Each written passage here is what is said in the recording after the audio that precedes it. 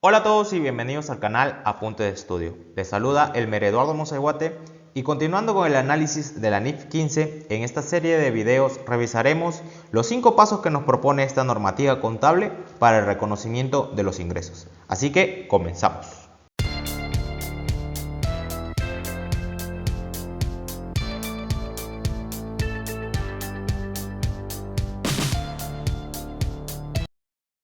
Veamos ahora el tercer paso de la NIF 15, la determinación del precio de la transacción.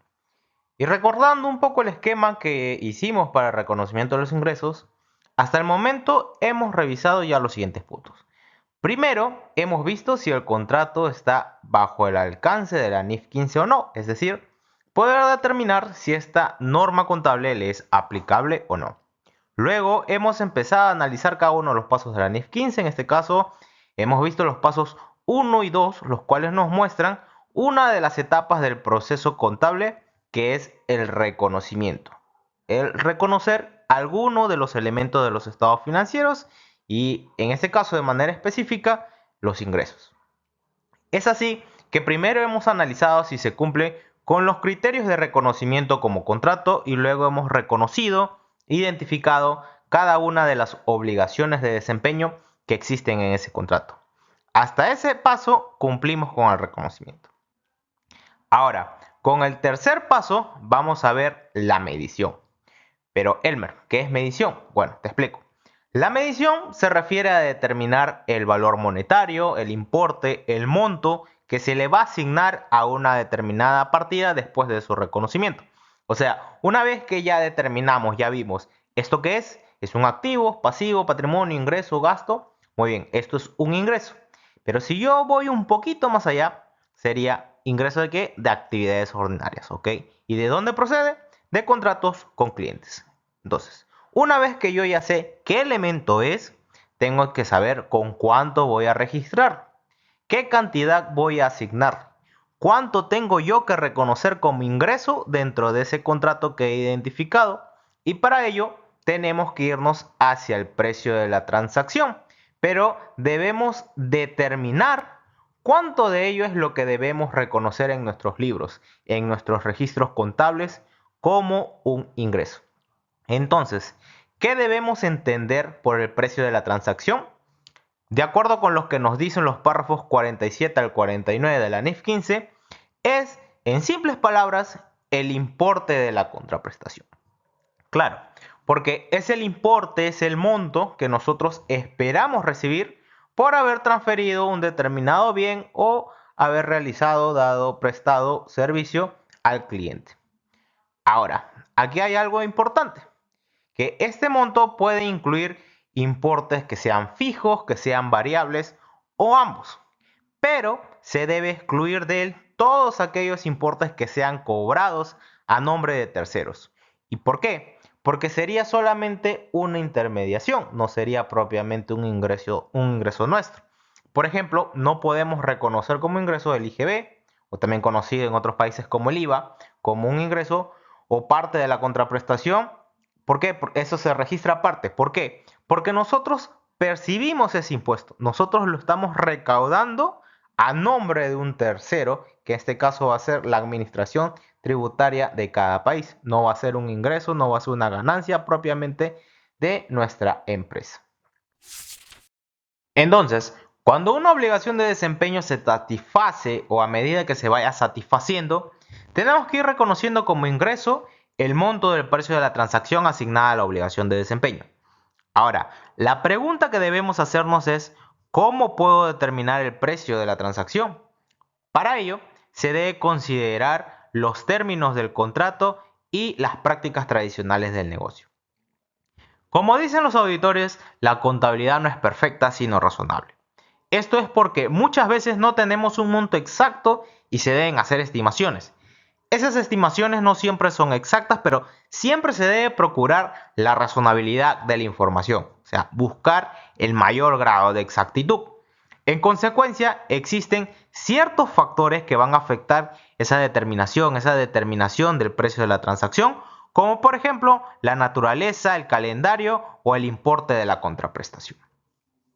No sé si te habrá pasado como a mí, que al leer este término calendario te ha generado cierta confusión. Bueno, si ha sido así, te explico. Si revisamos la NIF 15 en inglés, o sea, la IFRS 15, vamos a ver que el término que se utiliza para calendario es timing, lo que traducido al español sería algo como momento. Entonces, lo que la norma nos quiere decir al señalar calendario es que debemos tener en cuenta el momento en que se firmó el contrato, el momento en que se satisface la obligación de desempeño o el momento en que se debe reconocer el ingreso, porque estos son factores que pueden afectar la determinación de ese precio de la transacción. Ahora, al determinar ese precio se deben considerar también los efectos de la contraprestación variable y sus limitaciones de estimación, la existencia de un componente de financiación significativo, los efectos también de las contraprestaciones distintas al efectivo y de la contraprestación por pagos a realizar al cliente. En sí, todos estos puntos son la parte central del paso número 3 que nos van a ayudar a determinar ese precio de la transacción. Y a efectos de ello, debemos asumir que los bienes o servicios se van a transferir al cliente de acuerdo con el compromiso y con el contrato existente. O sea, como habíamos visto, de acuerdo con los compromisos adquiridos, de acuerdo a las prácticas tradicionales del negocio y a los términos del contrato existente. Y aquí hay algo importante, porque se debe asumir que ese contrato no se va a cancelar, no se va a renovar, ni tampoco se va a modificar. Es decir, que va a quedar tal cual lo hemos asumido. Hablemos ahora sobre cada uno de estos puntos. Veamos la contraprestación variable. Vamos a tener una contraprestación variable cuando la contraprestación comprometida, pactada en el contrato, incluye un importe, un monto, un precio variable. O sea, que este precio puede variar debido a qué? A descuentos, a devoluciones, a reembolsos, a reducciones de precio, a incentivos, a primas de desempeño, a penalizaciones u otros elementos similares, como cuáles, como por ejemplo cláusulas que fijan el derecho a recibir un pago dependiendo de que ocurra o no un suceso, un hecho en el futuro. Un ejemplo, un precio de transacción sería variable si se vende un producto con derecho de devolución o por ejemplo si se promete un importe fijo como una prima de desempeño cuando se logra un hito o un resultado específico. Ahora bien, el detalle con la contraprestación variable es que al ser el precio un importe que varía, tenemos que estimarlo. Pero la pregunta es, ¿cómo se debe estimar? Para ello, la NIF nos brinda métodos. En este caso vamos a tener dos métodos. El primero, el método del valor esperado y el segundo, el método del importe más probable. Pero veamos cada uno de ellos. En el caso del valor esperado, esta es una técnica más que todo estadística utilizada para estimar la contraprestación variable en situaciones donde existen múltiples escenarios posibles, cada uno con una probabilidad asociada y es más apropiada si se tiene una gran cantidad de contratos que tengan características similares. Este método se basa en calcular el promedio de los posibles resultados teniendo en cuenta la probabilidad de que cada resultado ocurra. Por otro lado, el importe más probable se centra en determinar cuál de los posibles resultados es más probable que ocurra, y a diferencia del método del valor esperado, que utiliza un promedio de todos los escenarios posibles, este método se enfoca en seleccionar el resultado más probable y utilizar ese valor como estimación. Además, este método es más apropiado si es que el contrato tiene solamente dos desenlaces posibles. Por ejemplo, que se logre o no una prima de desempeño. Ahora, para elegir uno de estos dos métodos no es que sea una elección que se deje al azar. O sea, no es que no importe si indistintamente escojo cualquiera de esos dos métodos. Por ejemplo, que lanzo una moneda al aire y lo que me salga, ese es el método que voy a utilizar. No. El párrafo 53 de la NIF 15 nos señala que se debe utilizar el método que se espere haga la mejor predicción, la mejor estimación de esa contraprestación variable. Ahora bien, otro detalle que hay que tener en cuenta con la contraprestación variable es que, tal como vamos viendo, nosotros tenemos que hacer estimaciones para determinar el precio de la transacción, pero la estimación tiene límites. Existen limitaciones de estimación. ¿Y por qué se dan estas limitaciones? Porque el precio de la transacción, al ser variable, está sujeto a una incertidumbre que va a generar dificultad para poder determinar, predecir, cuantificar de manera precisa el monto que se espera recibir como ingreso. Es por ello que la NIF nos señala en el párrafo 56 que se incluirá el monto de la contraprestación variable solamente si es altamente probable que no ocurra una reversión significativa de los ingresos cuando la incertidumbre se resuelva. Entonces aquí la NIF establece el principio de alta probabilidad de no reversión, de no revertir. Este principio refleja la idea de que para reconocer la contraprestación variable como ingreso, la entidad debe tener un alto grado de confianza de que no va a existir una reversión significativa, importante de los ingresos que ya han sido reconocidos cuando posteriormente se resuelva la incertidumbre que está ligada, asociada con la contraprestación variable. En otras palabras, la entidad debe tener una seguridad razonable, fuerte, concisa, de que los ingresos inicialmente reconocidos no se van a revertir, no van a cambiar en el futuro. Veamos ahora el segundo punto, el componente de financiación significativo. ¿Qué significa este término? Pues este término se refiere a la existencia de un componente, de un elemento de financiamiento que sea significativo, o sea, que sea importante dentro de un contrato entre empresa y cliente. Cuando existe un componente de financiación significativo en un contrato, significa que el contrato incluye términos que permiten al cliente pagar por determinados bienes o servicios en un periodo de tiempo que resulta en que el cliente reciba financiamiento implícito por parte de la entidad. En otras palabras, la entidad está proporcionando al cliente un periodo de crédito y está permitiendo que el cliente posponga el pago de la contraprestación. En ese sentido, ¿qué es lo que nos pide la NIF? El párrafo 60 nos dice que se ajustará el precio de la transacción siempre y cuando el cronograma de pagos previamente pactado por las partes le proporciona a alguna de ellas un beneficio significativo, importante de financiamiento.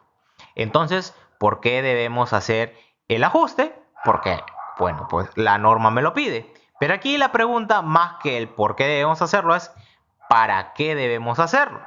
¿Con qué finalidad nos pide la NIF que lo hagamos? Pues este ajuste tiene el propósito de reflejar los efectos de uno de los principales principios de las finanzas, el valor del dinero en el tiempo. Y con ello también asegurar que el reconocimiento de los ingresos refleje el precio de venta en efectivo equivalente al momento de la transferencia de los bienes o servicios. Otro punto importante es que no es necesario que el componente de financiación significativo esté explícitamente en el contrario. ¿Por qué? Porque puede existir de forma independiente a que se estipule explícitamente, taxativamente en el contrato, o bien que se pueda dar de forma implícita en las condiciones de pago acordadas por las partes. Un dato a tomar en cuenta es que existe una excepción al mandato que hace la NIF de realizar el ajuste al precio de la contraprestación. Si observamos el párrafo 63, la NIF nos da una solución, un recurso práctico, el cual nos dice que no se necesita ajustar el importe si se espera al inicio del contrato que el periodo entre la transferencia de bienes y servicios y la recepción del pago sea de un año o menos. O sea, ¿qué significa? Que si nosotros para determinar el precio de la transacción observamos que existe un componente de financiación significativo, la norma nos dice que debemos ajustar el precio de la contraprestación. Pero si nosotros vemos al inicio del contrato que el periodo que va a transcurrir entre la transferencia de los bienes o servicios y la recepción del pago es menor o igual a un año, entonces no vamos a estar obligados a hacer este ajuste. Analicemos el siguiente punto, la contraprestación distinta al efectivo. ¿Cuándo se da esta situación? Cuando se compromete una contraprestación que no sea dinero en efectivo, o sea, se compromete algún bien o servicio, por ejemplo, como parte del pago del cliente. Entonces, para determinar el precio de la transacción en este tipo de contratos, la contraprestación la mediremos al valor razonable. Ahora, ¿qué pasa si no podemos estimar razonablemente ese valor razonable de la contraprestación distinta al efectivo? Pues tendremos que medirla de forma indirecta al PBI, o sea, al precio de venta independiente de los bienes o servicios comprometidos con el cliente a cambio de la contraprestación. Hay que tener en cuenta lo que nos dice el párrafo 69, en donde vemos que si el cliente aporta bienes o servicios como por ejemplo materiales, equipo, mano de obra de empleados, no como parte de la contraprestación, ojo, sino para facilitar el cumplimiento del contrato, ¿qué debemos hacer? Pues debemos evaluar si se obtiene el control de dichos bienes o servicios aportados. Y si luego de esa evaluación determinamos que efectivamente la entidad obtiene el control sobre ellos, entonces se va a contabilizar esos bienes o servicios aportados como contraprestación distinta al efectivo recibida de parte del cliente. Ahora veamos el último de estos puntos, la contraprestación pagadera al cliente. En algunos casos, una entidad puede incurrir en costos en beneficio directo del cliente como parte del proceso de cumplir con un contrato. Estos costos pueden ser pagos en efectivo o compromisos de pago futuros. Por ejemplo, una empresa podría reembolsar al cliente por ciertos costos relacionados con la instalación, por ejemplo, de un producto o servicio. Y es ahí que se da la contraprestación pagadera al cliente. ¿Y cómo podemos reconocer estas operaciones? Pues porque incluyen importes de efectivo que una entidad paga o espera pagar al cliente o al cliente del cliente. ¿Y por qué ello? Porque reconoce la realidad de que en algunos casos parte de la contraprestación puede ser en forma de beneficios económicos directos para el cliente en lugar de ser en efectivo o sus equivalentes. Además de ello, también reconoceremos estas operaciones porque incluyen el crédito u otros elementos, por ejemplo, un cupón o un vale de descuento que pueden aplicarse contra los importes adeudados a la entidad. Ahora, ¿qué pasa si la contraprestación pagadera al cliente incluye montos variables? Pues en ese caso se va a estimar el monto del precio de la transacción de acuerdo con lo señalado en los párrafos 50 al 58, es decir, de acuerdo con lo que nos dice la NIF sobre contraprestación variable y las limitaciones de estimación. Ahora, la pregunta que puede surgir es, ¿cómo debemos contabilizarla? Bueno, el párrafo 70 nos dice que como una reducción de precio de la transacción y por ello también como una reducción de los ingresos de actividades ordinarias a menos que el pago al cliente sea a cambio de bienes o servicios distintos que el cliente transfiere a la entidad. ¿Y por qué? Porque en ese caso se contabilizará de la misma forma que se contabilizan las compras a proveedores. Finalmente, hay que tener en cuenta que la reducción de los ingresos de actividades ordinarias se reconocerá cuando o a medida que la entidad reconozca los ingresos por la transferencia al cliente de los bienes o servicios relacionados y la entidad pague o se comprometa a pagar la contraprestación, incluso si el pago se condiciona a un suceso futuro. Si te ha gustado este video, dale un like, compártelo y suscríbete al canal si aún no lo has hecho. Así me ayudas a crecer con el canal y a seguir compartiendo información contable, tributaria, laboral y financiera. No te pierdas los próximos videos que seguiré subiendo del análisis de los 5 pasos de la NIF 15 con casos prácticos. Eso ha sido todo, muchas gracias y nos vemos en la próxima.